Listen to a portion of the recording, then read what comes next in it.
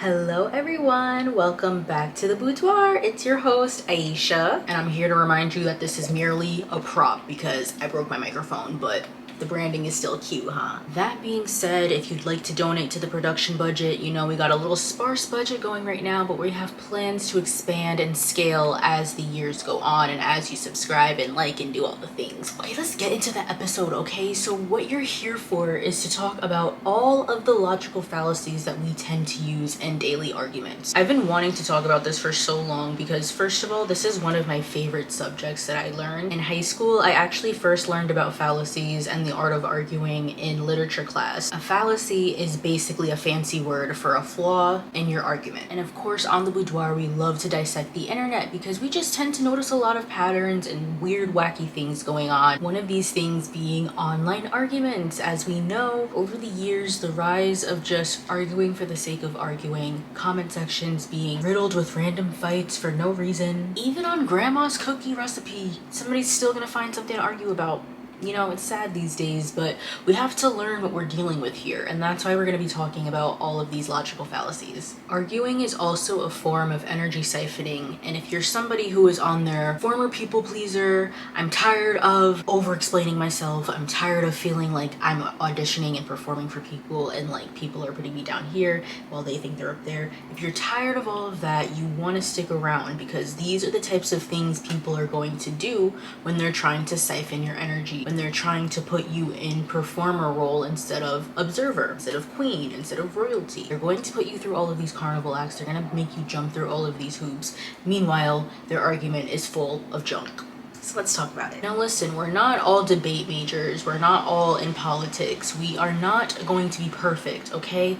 We tend to use these a lot in just regular everyday conversation, right? I mean, I know I do. Like, I love to argue sometimes. The art of arguing can be very fun. The art of going back and forth and presenting arguments can actually be very mentally stimulating, and I happen to enjoy that as long as it's in a safe and healthy environment and nobody's like just outright attacking each other or being nasty. I actually feel like that is really good for being able to see other people's point of view and trying to get out of that black and white thinking. But if you would like to sharpen your argument skills and you would like to learn how to stay on the topic of your argument, how to be a stronger arguer, see if you can recognize these fallacies. Something else to note is that you'll definitely want to monitor and watch the type of people you're dating who use these fallacies. Narcissistic or just low vibrational men might use these tactics, so you want to stay woke, especially when you're out there dating, you're building up your roster, you're doing whatever, you're finding your husband, or maybe you're just living life, you know? Still, stay on the lookout. And finally, the most common place besides online that you're going to be seeing these fallacies be used is in politics. Now, today is the election day. And first of all, I just want to say, if you're watching this on election night, first of all, can we just...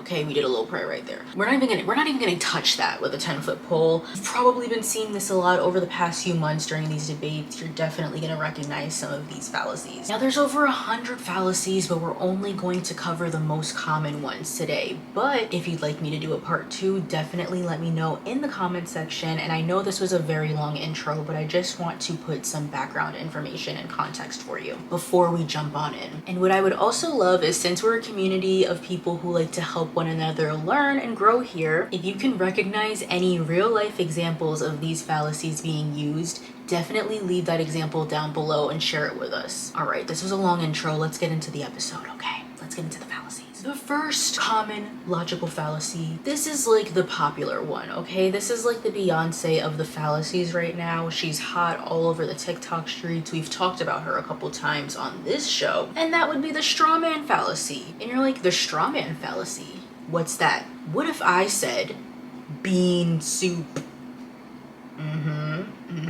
The strawman fallacy. This is that pesky argument that people love to do, especially on TikTok, whether it's for rage bait, whether it's to fulfill whatever sick desires they have going on in their little bean soup filled heads, okay? They use this to argue against a point that you're not even making. They'll draw the most random and actually just flat out wrong conclusions off of what you said and what you presented in your initial argument. So instead of arguing what you actually said, they're just arguing their own little doctored version of what you said to make their own argument sound stronger. For example, person A, I think George is a talented copywriter. and he should be promoted. Person B. So what you're saying is that all of our other copywriters are untalented? That kind of attitude is hurtful to our team. You see how person B just made up their own story that doesn't even make sense? Person A had nothing, didn't say anything even closely, remotely close to what was said, right? That's the strawman fallacy. You're like picking apart arguments, literally like little pieces of straw. Picture the scarecrow from Wizard of Oz, and you're just picking apart the little straws one by one. You're nitpicking something that nobody actually even said in the first place. This is the most common one you're gonna see online because it's lazy. It's low-hanging fruit. It's easy to come up with your own conclusion instead of analyzing and responding to what the person initially said. It's so irrational because it's such a jarring jump and it's such a jarring conclusion to just jump to out of nowhere. This is the epitome of putting words into somebody's mouth. This is literally the I like pancakes, so you hate waffles type of thing. It's so annoying. It's such low-hanging fruit. It's such a lazy, weird conclusion to me. So beware of this. This is the one you're gonna see most because we live in such a what about me time where everything and every argument just has to perfectly cater to every single person. And that's just humanly impossible. Like, how can I possibly think of every special scenario? And this comes from not being able to understand generalizations. And it's also a little bit of common sense. And also I just think it's because people just like to be trolls and just talk and argue for the sake of. Think about it. There's a lot of people out there that truly do use this type of argument. Everybody is not joking and rage baiting. Some of them are very serious, and I'm concerned. The slippery slope fallacy. This is another very common fallacy that people will use when their argument is weak. It's when they believe that the person's initial argument is going to cause some sort of horrific chain of reactions to come after that. This is just like the strawman fallacy and the way that this person is making up a fan fiction in their head and just making their own conclusion that fits their own narrative because they're either too lazy or they don't have enough information to make their own argument. If you lower the drinking age to 18, everybody's gonna start drinking. Children are gonna start drinking. Oh no, the children are gonna go buck wild at the clubs and then they're gonna crash everybody's cars and stuff. And then the whole world's gonna implode and then we're all gonna die and drown. Very much doomsday-esque, very much, you know, what could possibly go wrong, and they're listing literally every possible scenario. Gives very much worry-wart energy, very much overthinker energy. Problem is when people start using these types of like scare tactics, it has people making decisions out of fear instead of actually rationally thinking things through. And a lot of people, especially, you know, in sales roles and positions where they want you to make decisions fast, they'll use like scare tactics or making things seem like they're so scarce to make you make quick decisions. That doesn't exactly go with the slippery slope, but that's also like a form of getting you in a heightened state of being so that you make snap decisions and just listen to them blindly instead of making your own conclusions. All of these fallacies come from a place of wanting you to not do your own due diligence and have your own discernment and just blindly following whatever they say because their argument isn't strong enough to support or sustain whatever they want to say. So it's super important you put your little super sleuth detective glasses on and make sure you recognize these things. Another reason why the slippery slope is so bad is because 9 times out of 10 these things don't even end up happening. It gives very much like overly worried, anxious mother energy, like, oh my god, if you don't do this then this is gonna happen, and oh my god, then you're never gonna go to college, you're never gonna do this, then you're gonna go to it's like just making up a whole bunch of things when all you did was ask if you could go to a party and you'll be home by like 10. And it also prevents change and it makes things stay at the status quo. When you're telling somebody if you attempt to do something outside of the box, then all of these terrible effects are gonna come from that. It makes people stay stuck and stagnant. It makes them not want to expand and try new things. And a lot of the times it's just flat out manipulative, especially in the sense of getting somebody in that like, think now, act fast, or this is gonna happen, we're trying to get you scared. You're trying to tell somebody how to feel, which is manipulative, which then brings us to Adhominum. This is like arguments for dummies, okay? If you want to argue, this is like the most low-hanging, low-vibrational way to argue. This is just an attack on somebody's character or their looks or just something that doesn't have to do with the argument at hand. This is politicians' favorite tool to use. This is when you'll see a lot on debate stages when the moderator will ask the politician, what do you think about the school boards? How do you want to expand the Department of Education? And they're like, I don't know, I didn't really think about that, but my opponent, on the other hand, their breath stinks. Like, whoa.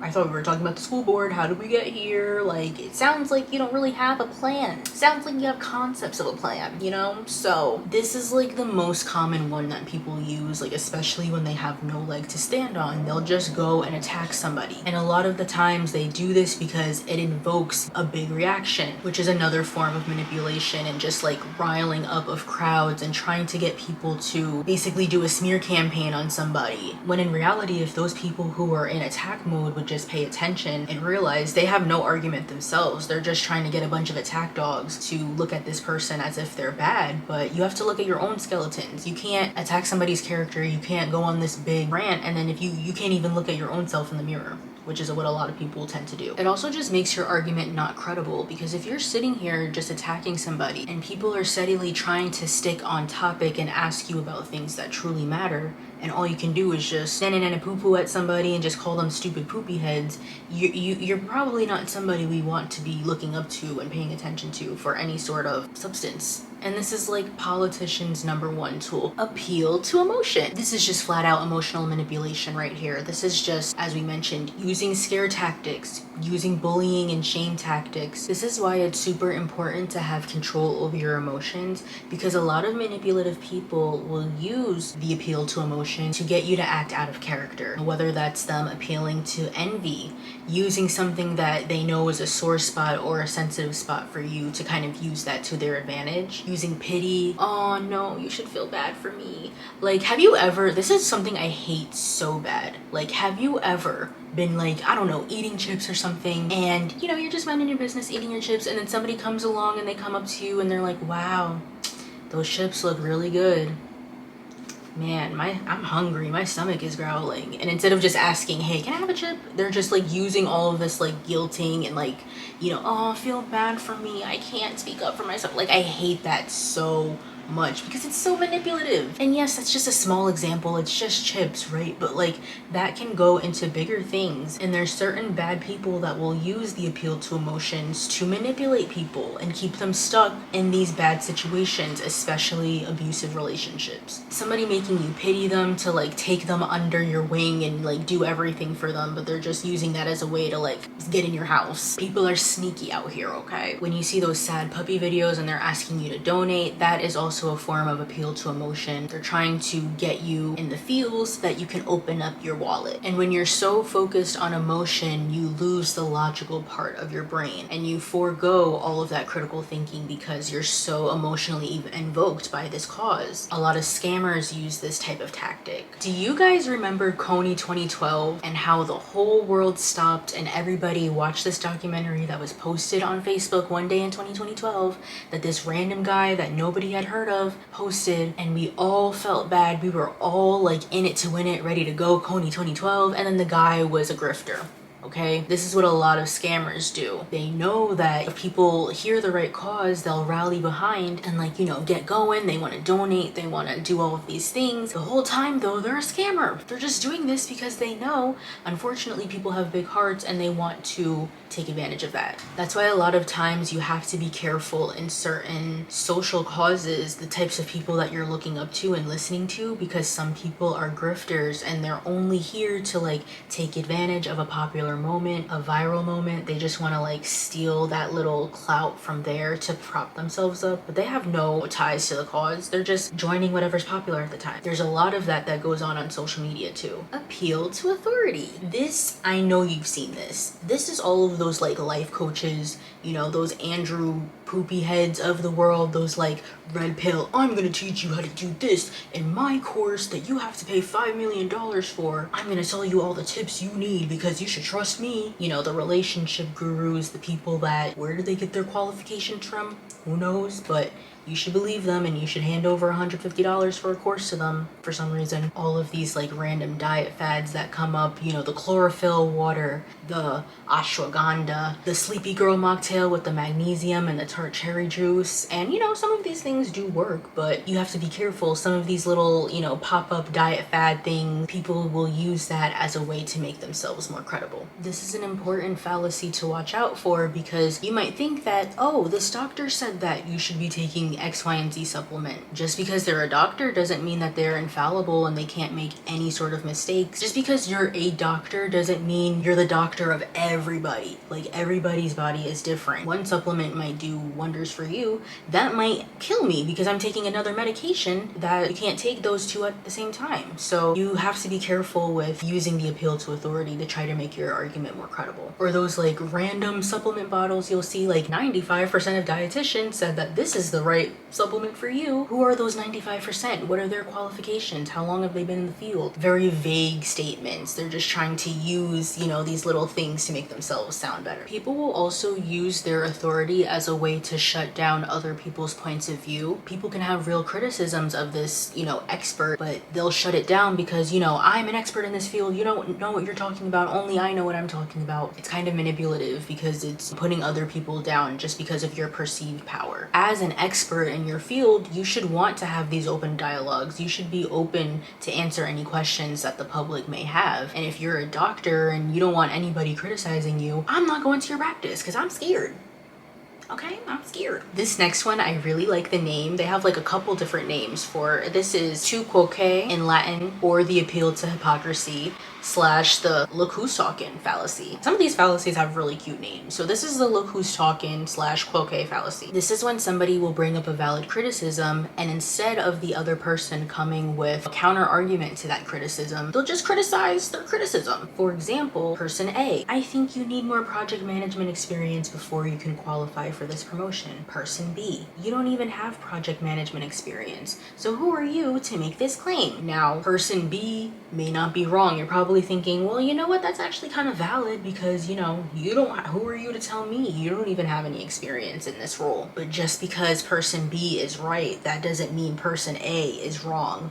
You see where it gets a little tricky? It's like, yeah, maybe that might be a valid criticism. Maybe they might even be right. But that doesn't negate what the first statement was, especially since you didn't even have a rebuttal for that. You're not even denying the fact that you don't have the project management experience. That one can get tricky. I feel like we've all used that type of rhetoric before. Calling out the hypocrisy. Well, they did it, so why can't I? It's like, just because, you know, they did it, two wrongs don't make a right, you know? People who use this fallacy tend to avoid accountability. They want to point the fingers at everybody else instead of addressing the valid concerns and criticisms that people have. It's a little passive aggressive too, and you're just deflecting from the original argument, like it has nothing to do with what that person said. And this can often make the argument escalate for no reason because you're just gonna keep replying with criticisms, with more criticism, and then you're gonna reply to that criticism with another criticism. It's just like, yeah, we stay on topic, y'all.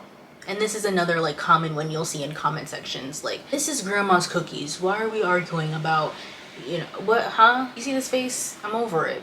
We're just arguing too much now. The red herring fallacy. This is when people will bring up irrelevant information, typically because they don't have a very strong argument to begin with. And they do this in hopes of like skating by and like letting people not realize like, oh, I actually don't have a really good argument here, but I'm just gonna bring something else up to kind of like divert the attention. For example, person 1, did your foundation accept money from foreign entities that support terror organizations?